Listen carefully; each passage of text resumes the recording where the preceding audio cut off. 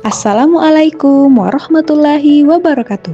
Halo Sobat Fisika, perkenalkan saya Nurul Aulia Hasri, mahasiswi Program Studi Pendidikan Fisika Universitas Sulawesi Barat.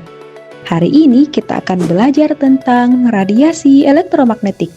Teman-teman jangan khawatir, pembelajaran kita bakal asik, interaktif, dan dekat dengan kehidupan sehari-hari.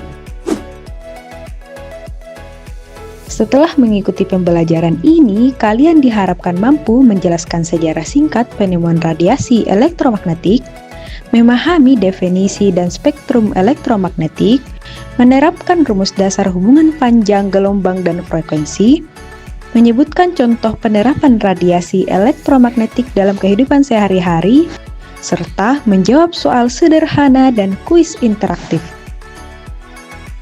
Siap? Yuk kita mulai! Ternyata teman-teman sekalian, radiasi elektromagnetik ditemukan lewat perjalanan yang sangat panjang. Pada tahun 1864, James Clerk Maxwell mempublikasikan teori medan elektromagnetik. Lalu, pada tahun 1887, Heinrich Hertz berhasil membuktikan keberadaan gelombang elektromagnetik. Nah, perkembangan ini yang membuka jalan bagi alat-alat elektronik seperti radio, televisi, hingga teknologi komunikasi modern. Untuk lebih seru, teman-teman bisa membuka link Heizen yang menampilkan timeline penemuan ini secara interaktif. Dibaca ya!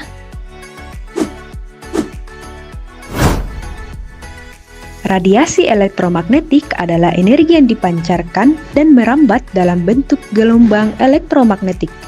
Spektrumnya luas banget, mulai dari gelombang radio, mikro, inframerah, cahaya tampak, ultraviolet, sinar X, hingga sinar gamma.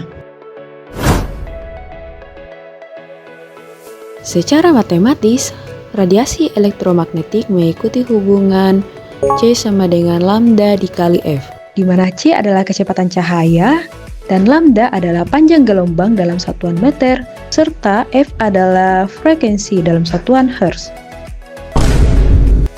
Yuk teman-teman simak contoh soal berikut. Sebuah sinyal radio mempunyai frekuensi 100 MHz. Berapakah panjang gelombangnya?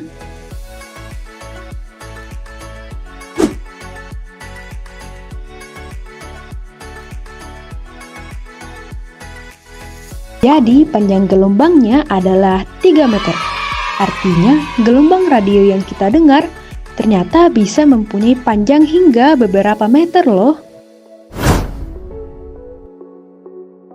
Radiasi elektromagnetik ada di sekitar kita setiap hari.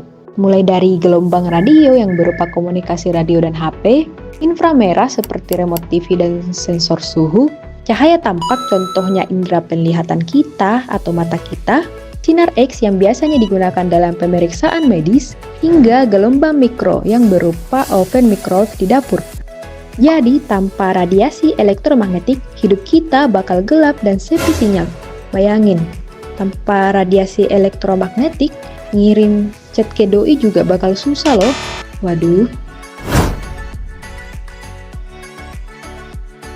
Yuk kita main challenge dulu. Ada sebuah soal nih teman-teman. Jika panjang gelombang cahaya hijau adalah 5 dikali 10 berpangkat minus 7 meter, berapa frekuensinya? Ayo di pause dulu videonya. Coba teman-teman hitung sendiri sebelum lihat kunci jawaban nanti. Selamat mengerjakan ya.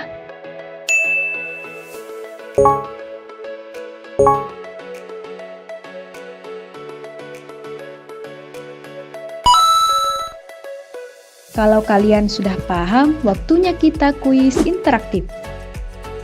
Klik link berikut untuk mengikuti kuis radiasi elektromagnetik. Ada soal seru biar makin mantap pemahaman kita semua. Jadi hari ini kita sudah belajar tentang sejarah radiasi elektromagnetik, definisi dan spektrum, rumus dasar, hingga contoh soal sederhana dan penerapannya dalam kehidupan sehari-hari. Bisa kita simpulkan bahwa radiasi elektromagnetik bukanlah hal yang jauh, tapi ada di setiap detik kehidupan kita. Terima kasih sudah belajar bareng saya, dan sampai jumpa di pembelajaran berikutnya. Salam Fisika. Wassalamualaikum warahmatullahi wabarakatuh.